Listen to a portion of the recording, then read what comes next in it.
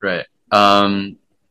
Saya yang bertanya tentang uh, banyak pemain-pemain musik yang ingin main di kafe dan tempat-tempat yang ada live musiknya. Ya. Dan kata ibu, kita dari kafe itu bakal memberi formulir untuk para musisi mengisi lagu-lagu apa aja yang kita ingin mainkan. Mm-mm. Apakah semua formulir itu ada di semua kafe in Indonesia, or is it primarily for in Europe or in America?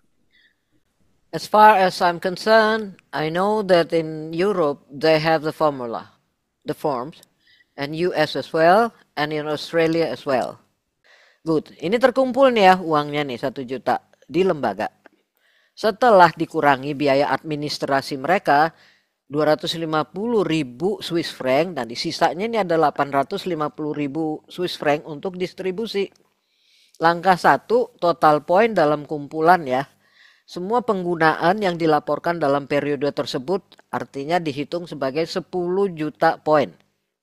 Contoh ya. Ini poin hitungannya 10 juta.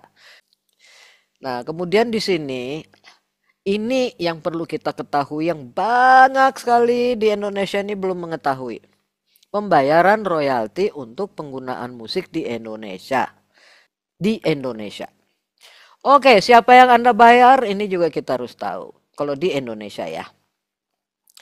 LMKM, jadi Lembaga Manajemen Kolektif Nasional, badan nasional yang memungut dan mendistribusikan royalti di Indonesia. Anda tidak membayar langsung kepada artis, tapi ke LMKN yang mengelola pungutan tersebut dan meneruskannya kepada LMK. Nah, LMK yang tadi sudah saya sebut di awal yaitu WAMI, RAI, KCI, ARDI, dan banyak ya LMK di Indonesia. Makanya kita ini juga harus bisa menjadi detektif karena kita nggak tahu nih si musisi ini terdaftarnya di WAMI atau di KCI atau di pabrik. Karena lembaganya ada beberapa kan di Indonesia.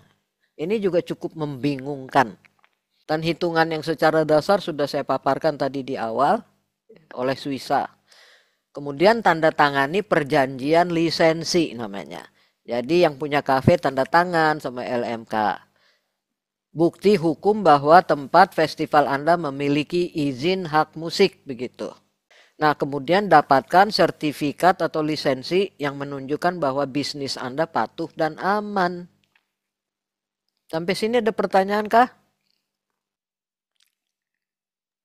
Ibu, saya mau bertanya, Ya, bagaimana jika royalti dari lagu luar negeri, bagaimana terhubung antara lembaga lembaga royalti di Indonesia seperti LMK yang tadi Ibu sebutkan dengan lembaga royalti yang berada di luar negeri, Bu. Misalnya kita memainkan lagu Maroon 5 contohnya atau Coldplay, oke. begitu kita masukkan. Tapi sekarang balik lagi yang harus kita ketahui semua nih musisi. Para musisi juga harus tahu bahwa musisi-musisi ini terdaftarnya di mana sebagai pemegang hak cipta. Nah, melacaknya ini yang memakan waktu dan yang membingungkan yang dan. Tentunya sebagai sarjana hukum, Sandra pasti mengetahui ini, mengerti maksud saya apa ya. Mengapa membayar royalti seperti tadi yang sudah ini dipersingkat sesuai hukum Undang-Undang 28 2014 dan PP 56 2021 mendukung penulis lagu, penampil produser, menghindari denda dan risiko hukum, membangun reputasi bisnis yang baik. Dan kapan Anda harus membayar jika Anda menggunakan musik di tempat umum? Udah gitu intinya kan. Kafe, restoran, daftar putar dan bisa baca sendiri di sini. Oke, yang terakhir di sini siapa yang Anda bayar? Ya, National Collective Management Institute, yaitu lembaga manajemen kolektif nasional di Indonesia. Badan resmi yang mengumpulkan royalti di Indonesia. Kemudian LMKN menyalurkan ke LMK.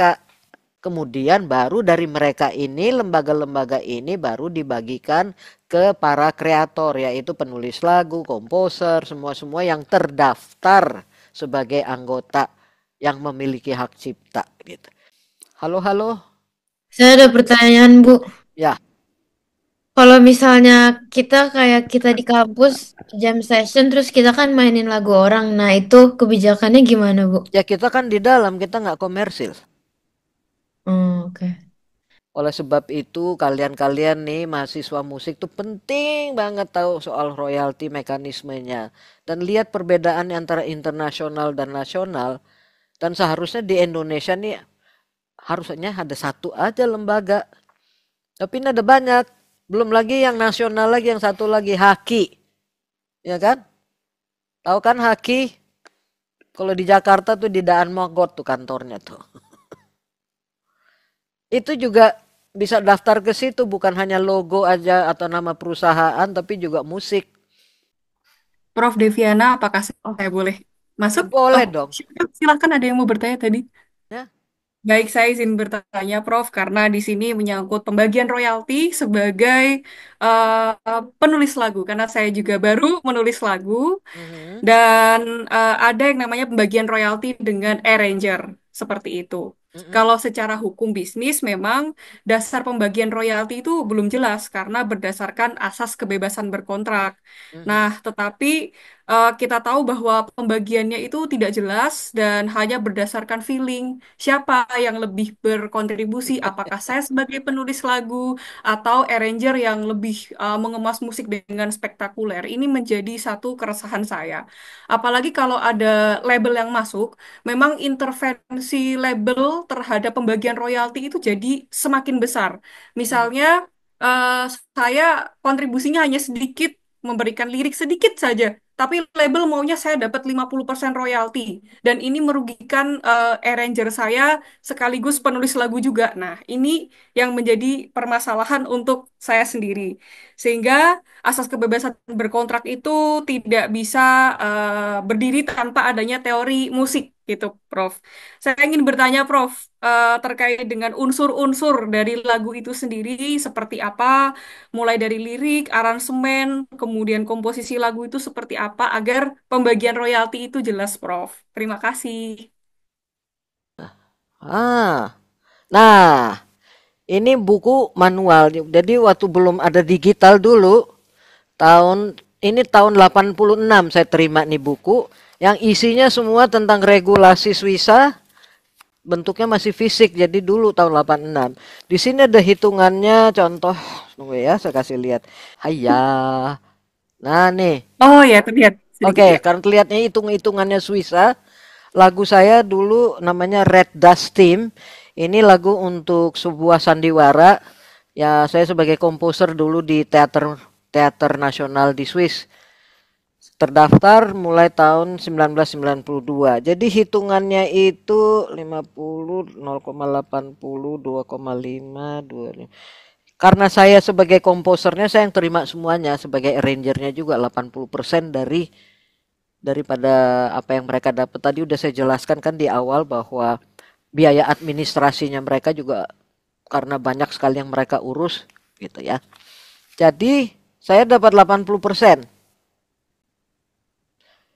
Terus si Bernard Marie Coltes sebagai author, ini autornya Bernard Marie Coltes karena saya ambil kata-katanya dari sebuah buku, dia dapat 0,99. Ini kurang jelas, itu nanti deh kita bicara detail banget soalnya kalau hitungan ya. Jadi kalau arranger itu hitungannya lihat aja di LMKN apakah dia sama, biaya hitungannya sama seperti komposer. Itu saya nggak tahu kalau yang di LMKN yang di Indonesia ini. Lebih baik tanya Oh, langsung. Jadi berapa persen dapatnya kalau arranger. baik. Terima kasih, Demikian Prof. Deviana. ya. Oke. Kan karena kita mesti jadi detektif juga nih kalau untuk di Indonesia nih. Ada lagi pertanyaan? Saya Bu. Ya, silakan. Ibu izin bertanya. Jadi kan beberapa teman-teman saya yang jadi musisi yang di hire di kafe atau di resto untuk mengisi entertainnya mereka entah di hari Sabtu atau di hari Jumat gitu, Bu. Mhm. Nah, ada beberapa resto yang memang agak sedikit nakal. Jadi dia membebankan biaya royalti itu kepada musisi.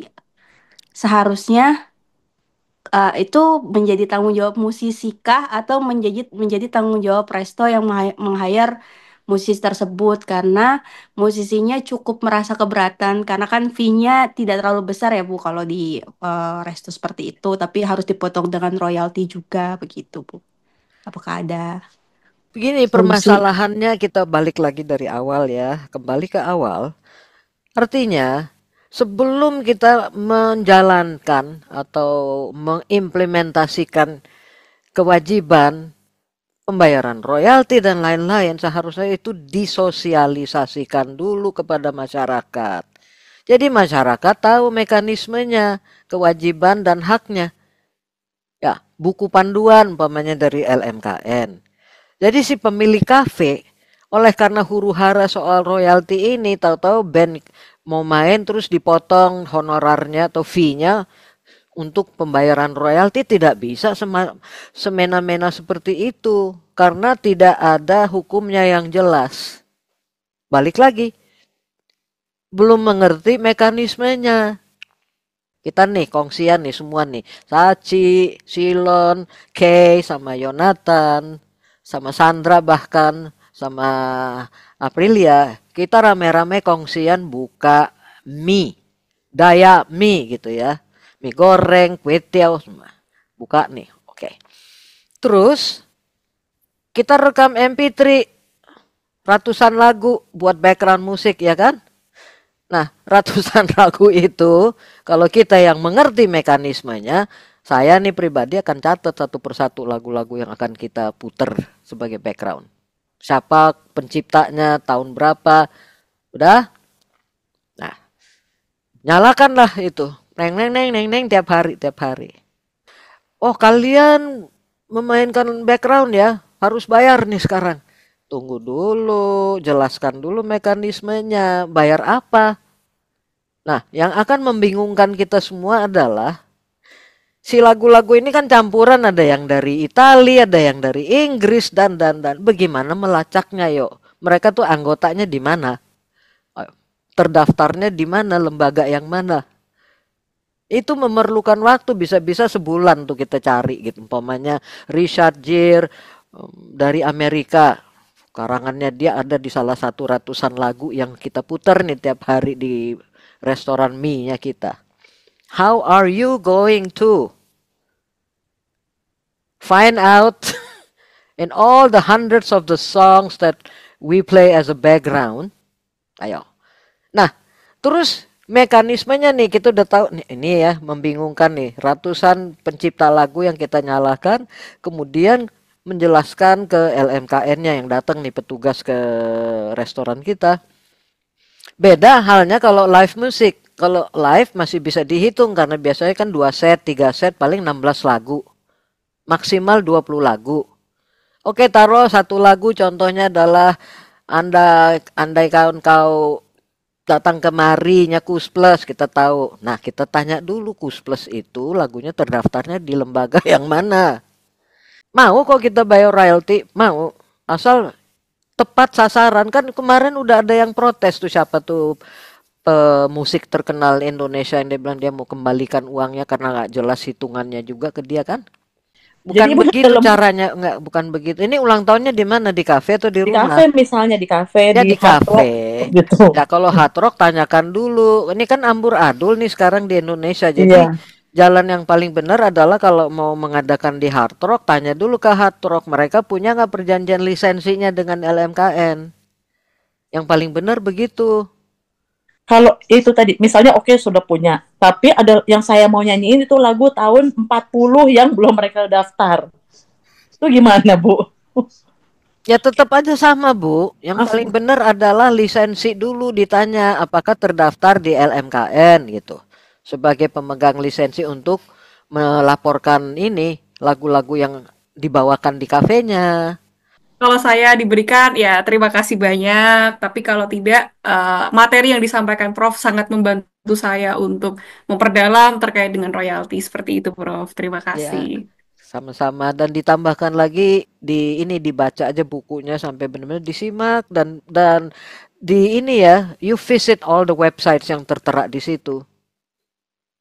baca di website-websitenya, karena itu ada lagi banyak detail-detail yang bisa menambahkan ilmumu untuk bisa mencerna bagaimana hukumnya, mekanismenya sebagai musisi juga. Ya, baik, terima kasih Prof. Div ya. Siap. Sama-sama. Oke, jadi terima kasih banyak atas kehadirannya semua di sini.